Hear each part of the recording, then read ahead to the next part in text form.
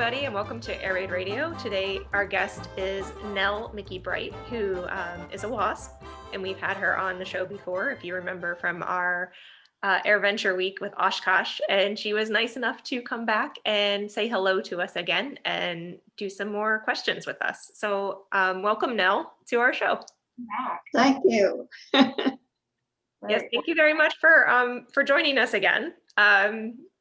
And the last time we talked for our viewers about your time as a WASP, do you want to tell us a little bit about who the WASP were for those who didn't get to see the last one? Yes, the Women Airforce Service Pilot. We were the first women to fly military airplanes. We were trained during World War II, had the same training as the men. We were in active duty for 2 years. We only flew here in the States. Some of the women flew in the Ferry Command, some flew in tow targets, some were test pilots, some were instructors. We did just about everything to release the men to go overseas. And what did you do during your time as a WASP? After graduation, there were 20 out of our class that were chosen to go to B-25 transition school. The women weren't flying B-25s then, and after that, they chose 10 to go to Riverside, California, to Marchfield, and 10 of us went to Biggsfield at El Paso, Texas, and I went to Biggsfield. We were in a tow target. 6th Tow Target Squadron attached to the 3rd Air Force, training the anti-aircraft boys at Fort Bliss, ground to air. We would tow targets behind our planes and do other missions such as searchlight, strafing, and gassing, and all kinds of things that they would experience in combat. Yeah, I like the rattling off of the list of things you did and us going, but for people out there who don't know what that entails, that's like the tow target, the gassing, the strafing. Because we're pretty intense. I've seen the video or the film rather, of the strafing training, and it's really close. So like, just find it interesting, the nonchalantness of the tasks are like as if you're going to the grocery store. What kind of aircraft did you do the strafing runs with? We flew the P-47, and we flew the 2 Navy Helldivers, the A-24 Douglas Dulles and the A-25 Curtiss Helldiver. Nice. I love the Helldiver. Strafing. And we would just go right over their heads, and they were supposed to jump off and out of the trucks. They would be on go out in the desert from El Paso, and we would go strafe them as they were going on their bivouac mission out there. And they were supposed to hit the dirt. And I bet they hit it well. And one morning, another gal and I were in the 2 P-47s we had in the squadron. And we, after we had finished our strafing of all the troops and the driving in the big truck going out there, we saw one little Jeep trailing behind, and Caddy radioed me, said, well, let's go down and strafe him. And I said, okay. So we went down and went real close to him, and he just waved at us. And she said, oh, he didn't do what he was supposed to. Let's go back. We went back and went right over his head again, and those P-47s were pretty loud. And then took right off and we decided we'd go back and see what happened to him. And he was standing, the Jeep was running out by itself out into the desert. And he was standing in the road waving his white T-shirt. No. What's up? He'd had enough. I bet he did what he was supposed to the next time. I guess, yes. Well, at least he was surrendering. Yeah, yeah. Oh my gosh. Well, the P-47 is not a tiny airplane either. No. No, it's not. It's a very big single engine airplane. Well, I think it's got the same engine as the B-25 or close to. So it's a big beast. Yeah. Yeah. Well, and it, the P-47 is a tail dragger too, Yeah. which they're just awfully heavy, especially for us that when they weren't made for tiny women. We had to use cushions and parachutes under us and behind us and everything to reach the pedals. But you flew, But flew all the it same. was a lot of fun to fly those airplanes. Yeah. Why did you want to join the WASP? Well, I had always wanted to fly since my dad let me go up in an old open cockpit airplane when I was 8 years old. And so I thought that would be good. So I finished college at 19. So I was ready to go do something else. So I got a job on the newspaper in Amarillo and started taking flying lessons because things had already started in Europe, of course, and we knew that we were going to be in the war. So they were offering civilian pilot training in the universities all over the country. And they would allow 10 students and they'd allow one female. And the instructor, where I was going to school, the instructor had a daughter and she got the female position. So, but we had a little airfield in the town there where I went to school in West Texas. And so I was pretty, taken up with flying even before then. So I learned to fly and by the time they decided to start training women, that Jackie Cochran had convinced them they should do that. It was after Pearl Harbor, of course. And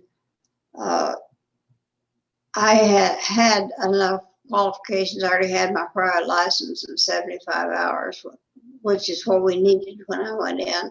I was in the 7th class, so. Oh, wow. Excellent. My apologies. My phone is not on silent. Rookie move.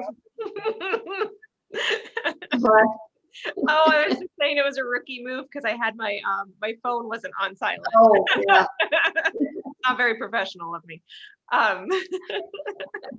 Now so you were already in Texas, so there wasn't much of a transition to Sweetwater. Was it a lot different from where you were, or what was no.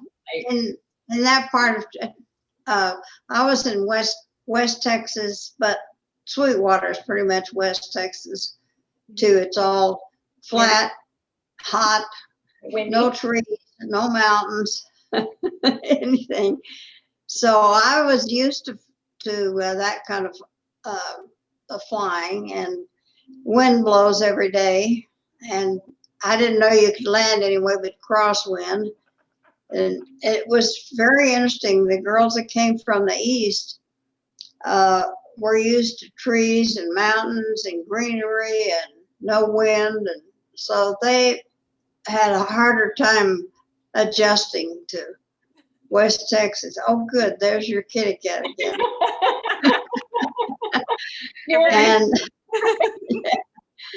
and but no, it wasn't. But we were there. Our class was there in the summer, and it was hot. Yeah. Yeah. Oh, yeah. But it was quite an adjustment for the girls that came from other parts of the country. Oh, I'm sure. It's a completely different land Oh, yeah. than most of the They country. thought, Oh, yeah. they thought that, what have I gotten myself into here?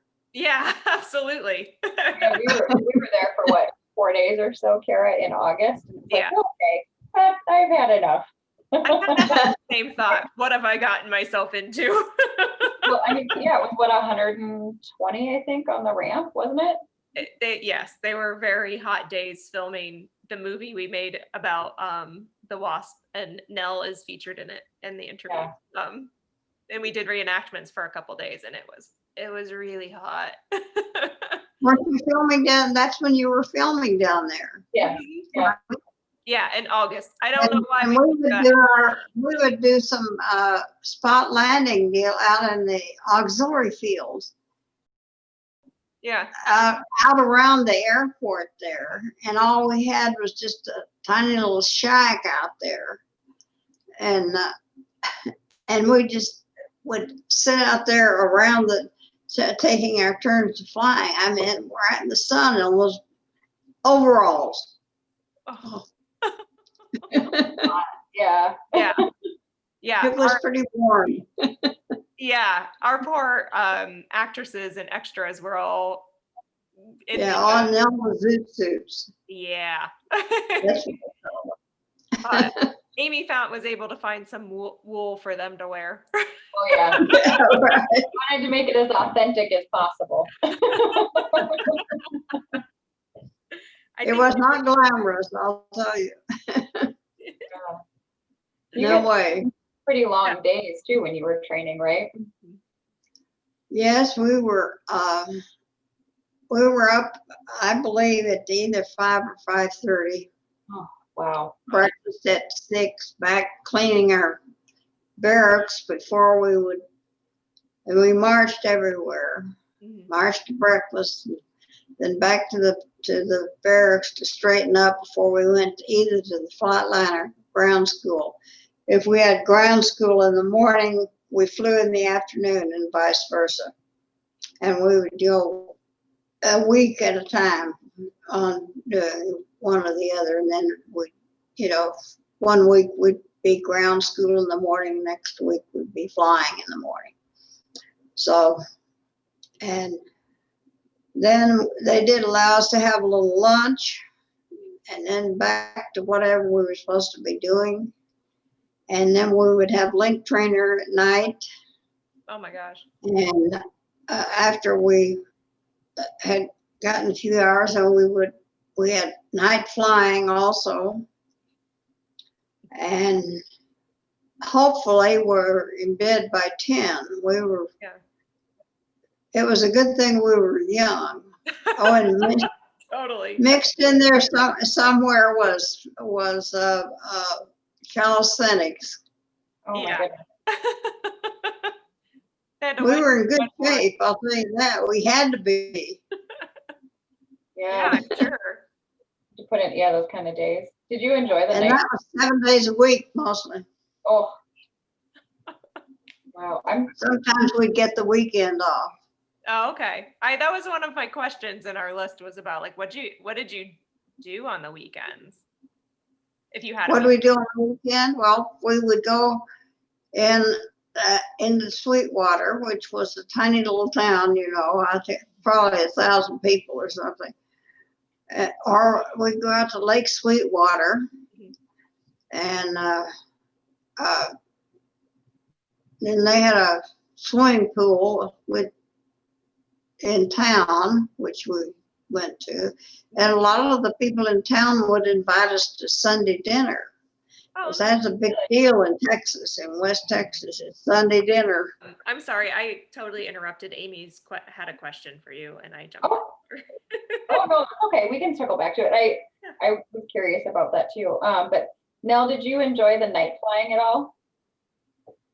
I beg your pardon? Did you enjoy the night flying? Oh, yes, I did. I love the night flying. The first time that I soloed at night was absolutely a glorious experience. It was just amazing to realize you were up in the air with nothing but the stars. Yeah. It's pretty peaceful up there at night. Of course, it was a way into quite a, I think we were into basic at least before we did night flying, because we didn't do night flying in our open cockpit. We didn't have enough radio equipment in that.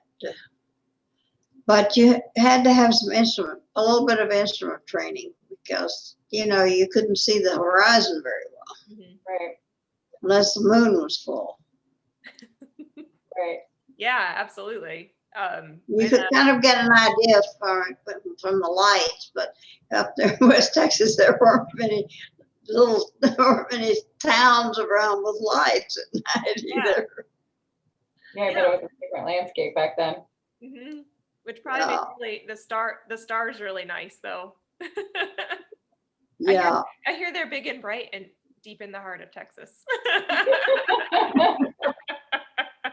Oh boy. That's where we're at right now. So we were talking about your training. What kind of training did you guys have to do in Sweetwater? Well, and we, of course, even though we already had our pilot's license, you had to learn to fly the different planes. Mm-hmm. And, we had to do so many hours solo, and then we just got in time. And of course, we did acrobatics, and we did everything with the planes. And then when we got up into basic training, we did started learning instrument flying under the hood. Mm-hmm. And then that was a little bit more horsepower than the primary. Then we got up to the AT6, which was up to 600 horsepower. That was had the landing gear we had to pull up and things like that. I mean, it was just a gradual thing. And then we also had the C-78 twin engine when I think our class was the last one that had that twin engine. Yeah. And I think that was one reason that we got to go to B-25 transition school, because we had already had a few hours in twin engine. So you just got in your time and had certain times when you just practiced, landings, just takeoff and landings, and learning to take care of emergencies and things like that. And what class were you in? What class? Yeah. Class 7. Yeah, I was in the 7th class to go through. And of course, they went in 1943, and then they went clear through 1944. So, what was the most challenging thing you had to do? Well, during training. Yeah. Not much training. Not much in training. Challenging in training. Mm-hmm. I think for a challenge, it would be. We lost an engine on a B-25. Oh wow. Coming back, getting back to. We were doing cross country, practice, and of course we'd already had a lot of. If we did lose an engine, we never knew when our instructor would go push the red button and stop one of the engines, and then we had to get it started and going again. Yeah. And one of the but B-25 was, as soon as you got it straightened around and got it trimmed up, it flew quite well on one engine. But I was trying to see what you were going to do with the one that went out. So we actually lost an engine. Oh We my got gosh. we got a chance to really see if that all that really worked, you know. And Yeah. we had to make a single engine landing, Oh my gosh. which we had to call in for, you know, it was an emergency landing. We were fairly close to Mather Field, close to home, but anyway, we came in just fine, of course, with the fire trucks there, and then the commanding officer realized there was just 2 women in that airplane, and he freaked out, and he was down there to meet us when we got taxied. Well, you don't taxi up on one. As soon as you get stopped, then you're right there at the still on the runway, and they get you out of the airplane. But it was the single engine landing, and that you were trained, you know, to do that. And then, but what you're trained to do it, but you just automatically do a lot of things when it happens, but you really are not planning on it happening. Yeah, But exactly. I guess that would have been most challenging. Yeah, I would imagine that would be. But at least you had the training where they would do that. It wasn't a You complete. were ready for it. Well, you've flown a lot, haven't you, Kara? Maybe both of you. I don't know. Yeah. Yeah, yep, yeah, we're both working Yeah. on it. Yeah, I thought. So we went to a B-25 school at let's see, November. The last part of November was when about the middle of November is when we graduated, and we finished with a new instrument rating and everything, and we put in over 165 hours from the end of November to February. Now you know how much our flight training was 5 hours at a time. Oh my gosh. That's a lot. So, and that was night and day practically. And then the fog would roll in, and then we would be up, and then call us to come back because the fog was rolling in. And we went on a lot of cross countries and night cross countries, and that was a lot of hours to get in that short length of time. Yeah. But we got our first pilot rating and another instrument rating for the B-25. And then when we got to El Paso, they had B-26, so we told targets in B-25s and B-26. And some of the girls told targets in the H-24 too, the Douglas. Yeah. Same plane. And then we flew the twin engine Beach to train the boys for the searchlights. Okay. So. Did you guys have a minimum crew on the B-25? No? What? Was it just you and another pilot on the B-25, or did you guys have like a flight engineer or a mechanic or anything? No, it was just the two of us. After we soloed, it would just usually be the 2 of us, Okay. unless somebody wanted to, like if we were going from Sacramento to Phoenix on a cross country, sometimes somebody would bum a ride or something. But What a cool ride. they felt like they were taking their life in their hands, you know, to fly down that far with 2 women. But Yeah. Amy, this is actually a really good train of thought that I had not even thought of before. But when you were flying the tow targets, was there somebody in there releasing that back, or was that something yeah. you guys? Oh, yes, we always had somebody in there that had to roll it out and roll it back in. Okay. Well, I say roll it back in. We didn't roll it. We cut the target, and Okay. and then the Fort Bliss boys had to pick it up and see how many times they had hit it, because they shot colored bullets. Oh, right. Oh, interesting.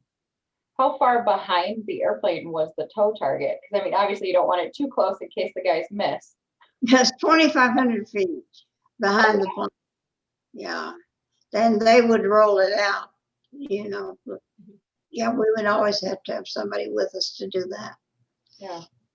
So did you fly any of the other bombers as well, or just the B-25?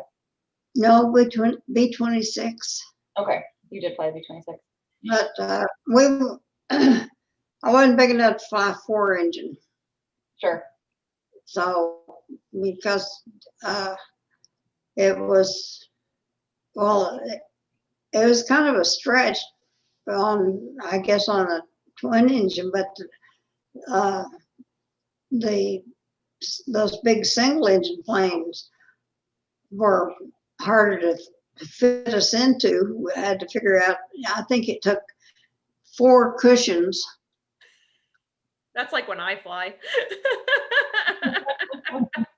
And plus we had our parachute under us, Mhm. Right. Oh gosh.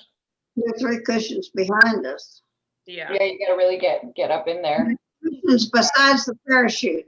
We had at least 2 cushions besides the parachute, and 2 or 3 cushions. We had to get people help. I mean, carrying all that stuff out to the airplane was really something. There's your friend. I know. She just keeps popping up. So I try to keep her down, and Oh, she wants to see what's going on. Yeah. I'm very interested in meetings and interviews and stuff. She always has to come and hang out. Amelia. She probably gets excited for other voices. I know, yeah, I think she's coming to see who's here. I'm like, nobody's here. Yeah. At least not physically. So, did you come to ask a question? What do you want to ask Nell? Her, what her favorite airplane is? How about that, kitten? Yeah, I think my favorite airplane was probably the B-25. Is that your favorite, Amy? Huh? Is that your favorite too? Yeah, I think so. I think now we've talked about it, but we've got one at the museum that my husband and I volunteer at, and it just, Have you, something now, about what all have you flown? I haven't flown the B-25. Yeah, I've flown in it, but not as pilot and commander or SIC, but I think it's still one of my favorite airplanes. Yeah. It's a great airplane. Mm-hmm. I like riding in it. Yeah, it's really cool. The B-26 was fun to fly, but it was, you couldn't take your mind, eyes, or anything else off of anything. But it was a great plane to fly, the B-26, but it was not as comfortable as a plane to fly. Right. Yeah. You practically to land, you practically had to fly it till you almost were right on the ground. Oh, really? Because when you coming in, you came in at about 135 miles an hour. We weren't using knots then, and then you just flared out right before you hit the ground. Gosh. Wow. 130. So they're pretty hot landings, you know. Yeah. Yeah. I think the Cessna comes in at like 60 knots. That's where you want to be. Just a little different. It's a little different. It's a little different, but yeah. Oh my gosh. So what was your favorite thing about the B-25? What makes that your favorite? Well, it was dependable, and it was easier. It was comfortable, I'd say, more comfortable to fly, and you could I don't know, maneuvering and everything else, and it was easy landing, and it was I don't know, just more comfortable. That's all I can say. Well, Yeah. that's good for preference. just easier to fly. You still have to fly it. Of course. And I had I have a question that we breezed past this, but when you were flying with the tow target out behind you, I'm sure you could feel that dragging on your plane. Oh, yeah, yes. And then did it ever surprise you when they cut it, or did they probably told you before they cut it? Oh, yeah, because we would give the orders as to Oh, okay.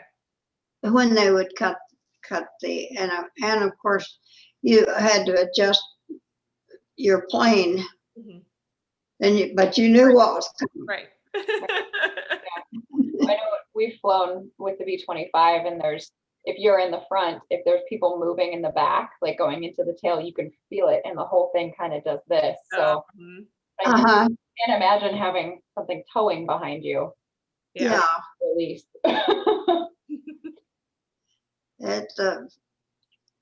It was you kind of had to compensate and learn what, to begin with, to learn what was going to happen when they roll that target out. Yeah. And nobody can tell you. You just have to do it. Right.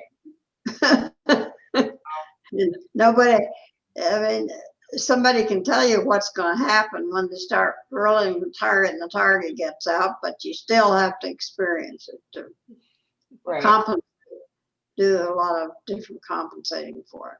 Yeah, absolutely.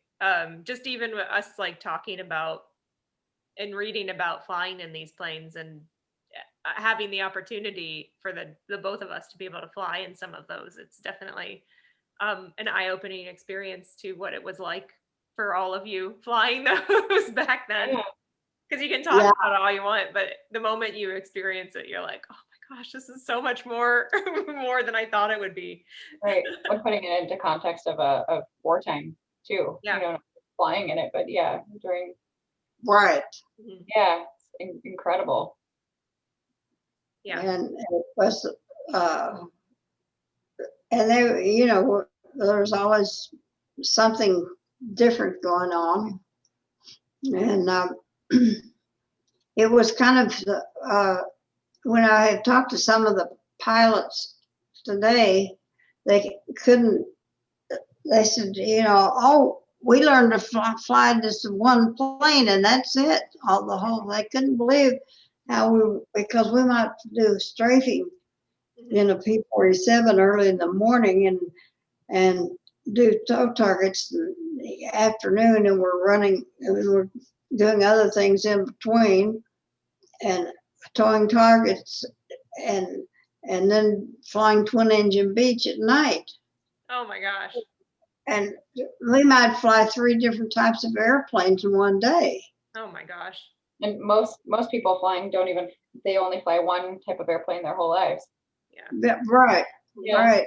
I was at a thing out at Hill Air Force Base when we first came out here, and I was sitting with the commanding officer, and I don't remember who he was, but anyway, he was amazed. He said, "Oh, I just have had to fly one type of airplane. I can't believe you girls flew all those different types." And of course, the same thing with the ferry command. The girls would be sent to the factory to pick up some airplanes. They might pick up a primary plane, or they might pick up after they had had a little training, some of them in the P-51, or they might pick up a P-51, or they might pick up something that like a lot of the girls in the ferry command said the P-51 they'd never flown before. They got to the thing and got to the where they picked it up at the factory. And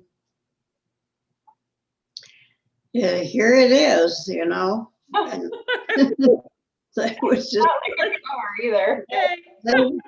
they would take off and do a few landings there before they left to go from one coast to the other.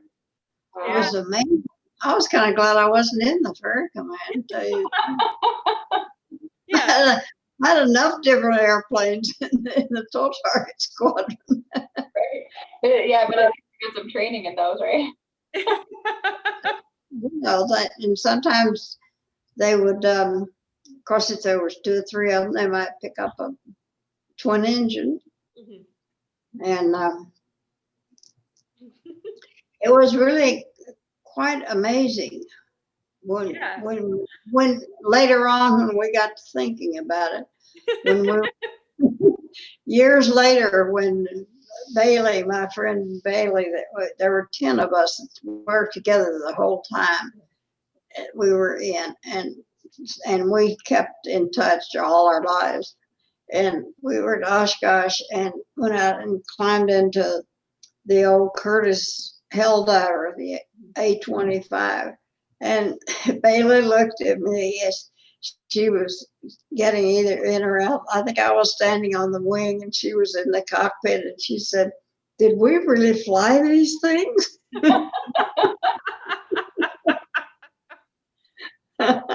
Yes, we did. Yeah. And she and I both weighed about 102. My goodness. We were barely 5'4", so that's Oh my gosh. That's we pretty- were the cushion queens, I'll tell you. Yeah, I need a lot of cushions when I get into at least 2. So amazing. Plus, when you get older, like everything you look at again is like seems way bigger or smaller than your memory allows for. You're like, Like, did I really do that? Oh dear. so true. yeah. So true. So you were talking about when that you would fly several different airplanes or you could fly several different airplanes every day. Did you have a schedule, or was it just random what they would assign? No, we had a schedule. We had a commanding officer for our squadron, Uh-huh. and so he scheduled. So all of the flights were scheduled because they had to work with Fort Bliss Okay. as to what they wanted done, what kind of flights they were, missions that they were doing for their guys that we were supposed to do too, so Okay. everything was very well organized. We had to report to the flight line at a certain time right after breakfast at the tow target squadron and find out what we were supposed to do that day. And he would have our schedule would be all up on the board for us, and our planes would be ready. Awesome. All right. We had really good guys on the line, Mhm. and they all, of course, as you know, we were technically not military, but everybody thought we were because we'd been through flight school, Mhm. and we were treated as officers, and all the enlisted men down there on the flight line and everything just saluted us and gave us a lot of respect, just like they did the pilots, the men. So we never did have any problems. We didn't have much problems anyway because if there was any problems, Jackie Cochran was right there to take care of it, whatever it was. When we first came reported for duty at Biggs Field, they had B-24s there. It was a training place for B-24s, and our squadron was down at the other end of the airbase. Mhm. And so you're this commanding officer of the whole base. Here, these 10 women pilots reported, and he said, well, I don't have any place for you. You have to go down to the enlisted barracks. So we did, but then our spokesperson for us, Carolyn Clayton, got on the phone, called Jackie, and Jackie flew in her plane the next morning before noon. And so before the day was over, we had been assigned our own bachelor officer quarters, or BOQ, with private rooms and everything. So, which is what we had at Mayfield too. So Jackie was right. She never missed a thing, I'll say. But if it hadn't been for her, we wouldn't have had the opportunity to do that, because when we were deactivated at the end of 1944, they didn't start training women pilots in the military until I believe it was 1977. Wow. Yeah, that sounds right. Yeah. That's incredible. So how long did you serve, Mickey? Or excuse me, how long did you serve now? I went in May of 43, and then we were about 18 months, I guess, because then we were deactivated in December of 44, December 20th. That's a decent amount of time, 18 months. Well, yeah, Yeah, because we never got any leave or anything. right, yeah. The boys did, the guys did, but we didn't. You didn't have a family or anything when you went in, right? You were just out of No, I college. wasn't married at all. We had to be 21 Okay. when I went in, and so, and there were some girls that were married, and some had children that they left with their parents. Yeah. Yeah. So what did you do after you were disbanded? What did you do afterwards?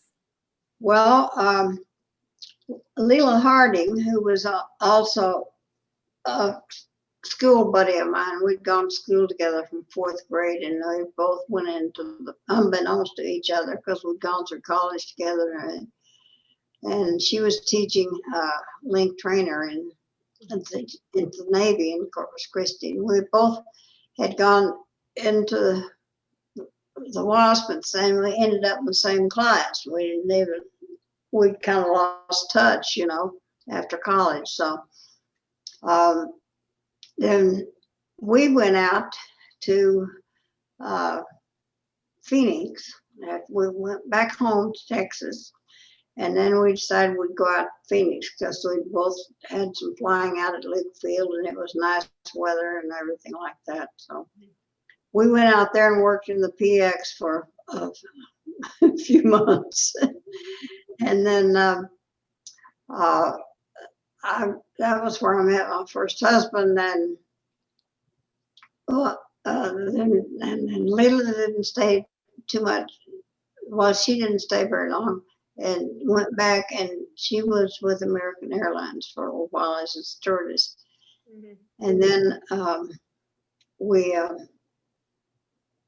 and then after that, we moved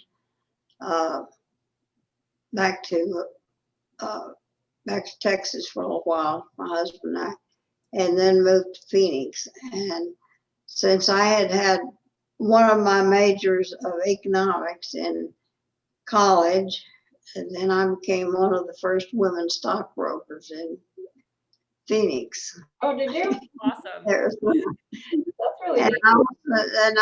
I was a broker for 50 years. I finally retired at 85. Wow. Did you really? So you Until 85. really liked what you did. I didn't get that. What?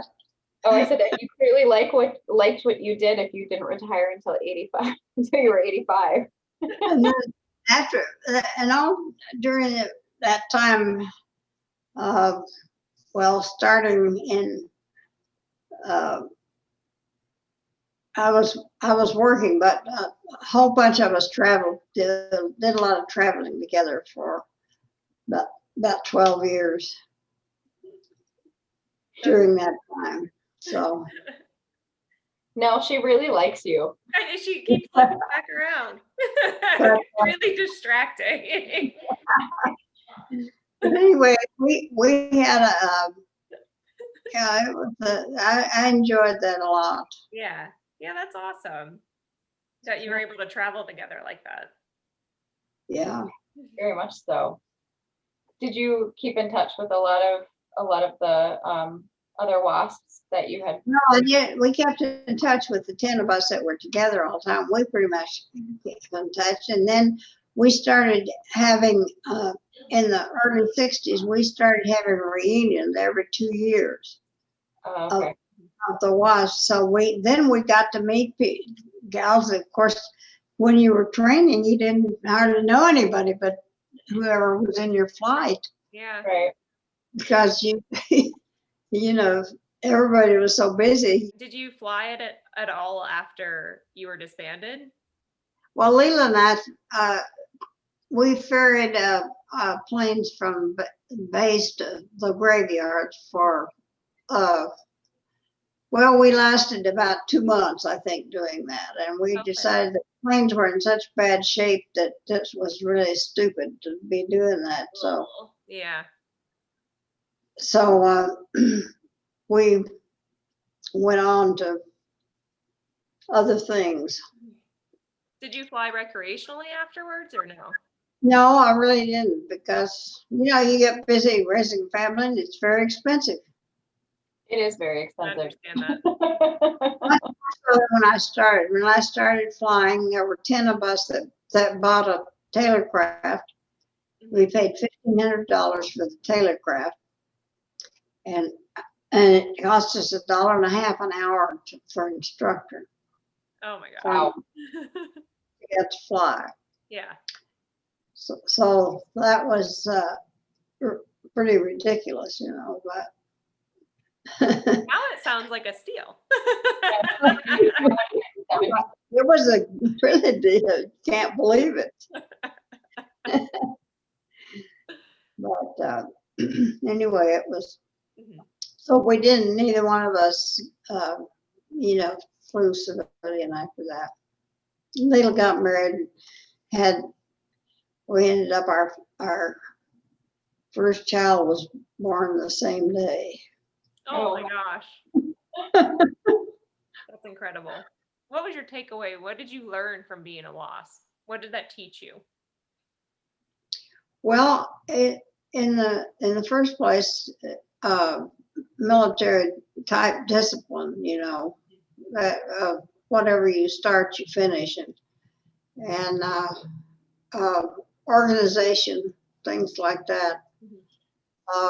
But I think mainly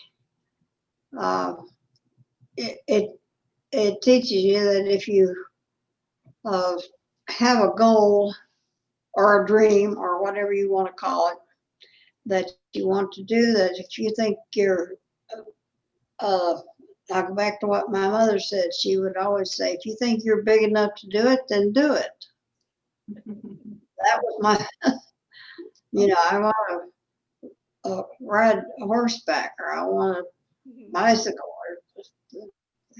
Can you ride a bicycle? No, but I can learn. Well, if you think you're big enough to do it, we'll see about it. And so I kind of grew up, and if we had my brother and I, if we had what we thought was a problem and started complaining and whining about it, my mother would just say, well, just deal with it. And that was it.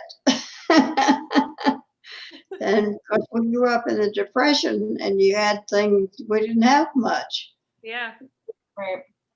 You just learned to I think the kids learned to be independent pretty early. Yeah, that's probably true. Yeah. So that was the main thing. What was your favorite thing about being a WASP? Well, I think the flying, of course, and the camaraderie with the gals, Yeah. and and you just, you learn a lot of, you really grow up, you know, Mhm. and if you're not grown up already, and if you are, you still, and you learn how to do things the way they're supposed to be done. That's great. It's I mean, you know this, and most people that know me know this, but it's your story is one of my favorite stories. So I love to talk about it and to hear more about it.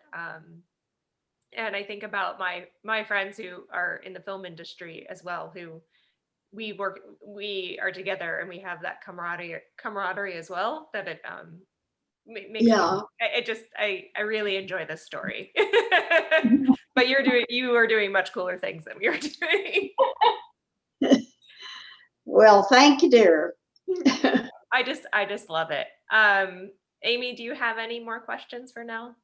I don't think so. I think we've covered quite a lot, and it's Yeah. a pleasure having you again, and just so nice getting to know you and talking with you more. Absolutely. And I got to see your cat again. Yes, which is always a bonus. She's sleeping in my lap right now, and every time you talk, she looks up like, "Oh, is she still here?" Well, it's been fun talking to you gals. Yes, absolutely. Thank you very much for taking the time to talk to us today. And thanks for bringing our story. Of course. Every day I tell people about you. So We're honored to share your story. Oh, well, good. all We right. didn't know anything about it then, but turned out it was kind of a story. It's kind of a story.